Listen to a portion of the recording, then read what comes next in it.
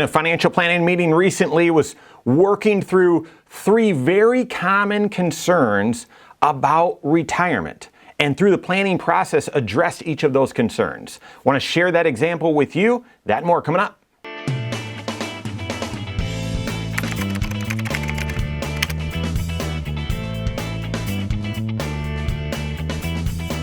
My name is Mike Bernard. I'm the host of the Wise Money Show. I'm also one of the certified financial planners right here at Korhorn Financial Group. Make sure you hit that subscribe button, turn on notifications, and smash that thumbs up button. Difference between us and, say, Dave Ramsey is he's wildly successful on the radio and we are not. No, I'm just kidding. One of the main differences is we do comprehensive financial planning, and he doesn't. He's got great financial principles that he's lived through and has coached others on as well, but not ever sitting with one person walking through their life doing comprehensive financial planning, looking at all 6 areas of their life. When you look at all 6 areas of someone's financial life, you can see how those seemingly disconnected parts are actually connected and can help you make wise choices. Of the range of good options out there, it helps you select, oh, no, this is the best one. This is the great one because it's going to bring positive change or have a positive impact on 4 or 5 of the 6 areas of our financial life. Not only that, but it also helps you overcome financial concerns, right? So your certified financial planner should be bringing clarity, confidence, and creativity to your financial life. And when done properly and communicated properly, the result is calm. And so it was recently in a meeting with some folks that we've served for a long time. They're in retirement just a little bit. And as normal, in between meetings, 5-6 months go by and the world's changed and circumstances have changed. And they start having some concerns about, well, are we still on track? Is it okay to do this? And those concerns came out very quickly at the beginning of our most recent conversations. These you'll probably find are common concerns. You might find yourself in the exact same spot, or I'm sure you can relate to these concerns, even if you're not yet in retirement, that I might feel this way in retirement as well. Let me explain the scenario, explain the situation, and then how we overcame and addressed these concerns. Okay, so I mentioned this is a retired couple. They're in their late 60s, mid to late 60s, both retired. They're both drawing Social Security. They've got about $2 million saved up for their retirement. They've got a primary house, and then they're snowbirds. They've got a second house as well. And of that $2 million saved up, about $1.5 million is saved up in pre-tax retirement accounts. Of the remaining $500,000, $300 is in Roth IRAs. They were limited in being able to fund Roth IRAs for many years, so we did Roth conversions when we could, backdoor Roth, those sorts of things. But only $300,000 of the $2 million is in Roth, and then the other $200,000 is in high yield money markets. It's in cash in the bank or in various bank accounts. In addition to their Social Security, they've got a couple of other sources of income. He was a business owner and she was a business owner as well, self-employed. And so they've got some side income from some rental real estate and some other things. But in addition to that, they need to draw about $6,000 out of their investments to meet their retirement lifestyle. And like I said, they're young and these are the go-go years of retirement. So first concern is they came in and they were again spending a lot of money and they were enjoying their retirement, and so they just wanted to make sure that they weren't going to run out of money. They obviously, no one knows the future, but they just wanted to make sure, hey, are we spending too much? We're really enjoying this stage of our life. Are we sure that we're not going to run out of money? And for that, how we address that is our 5-factor retirement plan. I talk about this all the time. And while that's extremely helpful throughout your career so that you can paint a picture of here's the mountain we're trying to climb, here's the summit we're trying to reach, and sort of what your retirement projection is, it's also a helpful tool in retirement because it can show you here's where we stand. And just like those other 5 factors, we're already retired for age, but this is sort of our life expectancy. This is how much we're spending with inflation assumptions and health insurance assumptions. These are our income sources.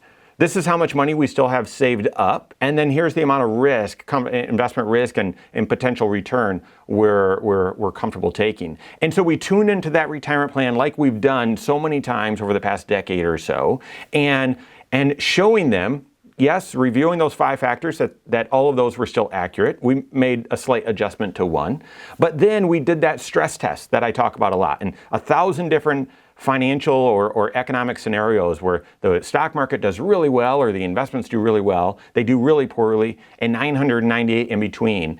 And that stress test showed that, yeah, over 90% of those trials, those 1,000 trials, did they end up at their life expectancy without running out of money. Not assuming they spend through either of the houses or anything else, but just their investments. Over 90% of those trials showed that they won't run out of money. And you might hear that and say, well, it's not 100%, so they can't be confident. No. If the worst of the worst starts happening, we'll make some trade-offs. And so really we're looking for something in the 80% or higher, and therefore something above 90% feel very confident, and they feel confident as well. So that addressed that first primary concern. Their second concern was, yeah, we're a little concerned about the stock market. We think the stock market's a little high, and they have their thoughts and feelings on how things are going right now in the markets and the outlook. And they actually said, yeah, we're a little concerned that the stock market is not going to have a good run here in the near future. And I reminded them of something, again, that we've worked on over the years. We call it the personal pension plan. And that is where we set up their investment strategies so that they can feel confident in the short term and intermediate term while they're also fighting the long-term battles of inflation and longevity. So often, especially in retirement, we fixate on one of the three risks that we all live with, and that one risk is volatility risk or market risk. And they're astute, they're correct in thinking, well, if the stock market were to drop significantly in the short term, would we be okay? Would we need to sell out of investments at really low prices and then limit the ability for those to rebound for us? So market risk. But then the other two risks are longevity risk, outliving our money or living well beyond our life expectancy, and then inflation risk, right? Which we've certainly seen recently, and the risk of, well, I want to have this spending level in retirement, but am I able to keep up that spending level if prices continue to go up? So the way to manage all three of those risks, that personal pension plan. And so I revealed to them again what I'd showed them in the past, and that is, listen, here's the amount that you're drawing out of your investments, about $6,000. And so therefore, we've got about 3 years worth of those withdrawals sitting in really safe instruments. A high yield money market, and then a 1-year CD and a 2-year CD, a CD ladder, such that we've got 3 years worth of runway, so that even if the stock market really declines here and the investments do poorly in the short term, you don't have to worry about that impacting your income or you needing to sell investments at depressed prices. But then beyond that, the intermediate term money, we had a lot of that in hedges, so that if the market performs well, that those investments will appreciate. But if the market performs poorly, we've got stopgaps in place to help protect on the downside. And that means money that they won't touch for 8, 10 plus years. Those dollars are free to move with the overall market in a diversified mix that's appropriate for them, so that it can fight those long-term battles of inflation and longevity risk. And they found that extremely helpful. Again, they said, we appreciate that, and just want to make sure that was still in place. And then the final big risk was IRMA, income-related monthly adjustment amount, as I mentioned, with their Social Security and some other income sources, plus the amount that they're withdrawing from their retirement accounts. It wasn't right at the razor's edge of IRMA, those IRMA tax brackets, $206,000 or $212,000 modified adjusted gross income for married filing jointly, but it was close. And they were concerned that actually in the future, if we buy a new vehicle, or we've got a couple of things we're going to be doing to one of the houses here soon, and that might require some cash, and therefore if we deplete our cash too quickly because of those things, or if we draw money out of our pre-tax accounts, that could get us up to those IRMA thresholds or beyond. Therefore, what should we do? So we built out a multi-year tax projection and showed that, hey, listen, the path that you're on, yeah, we're sort of in the neighborhood of IRMA, but we still have enough wiggle room that I don't think that will be an issue. But we further then said, you know what? Because of that, and this was through some significant discussion, because of that, you're about $30,000 below the IRMA threshold, or what we believe the IRMA threshold will be in a year and a half from now. Therefore, why don't we just take an extra $30,000 out, have you replenish or start sort of pre-funding some of those big expenses that will be upcoming.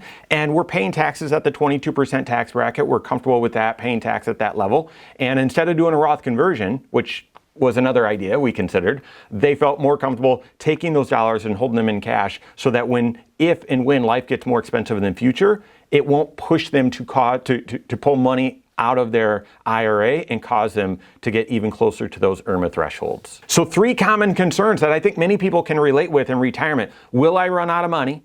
Are my investments structured to withstand either a big drop in the market or another big boost in the market? And then how do I minimize my taxes, especially the surcharge for Medicare? Comprehensive financial planning, a planning approach looking at all 6 areas of your financial life. That's the approach that you need to take to overcome those 3 concerns and many others. Work with your certified financial planner on that. If you don't have a CFP on your team, you can contact one on my team. Find us online, Korhorn.com. That's Korhorn with K. WiseMoneyShow.com. You can find us there as well. Or send us an email, info@Korhorn.com. All right, there you have it. Go out and take your next wise step in your financial life.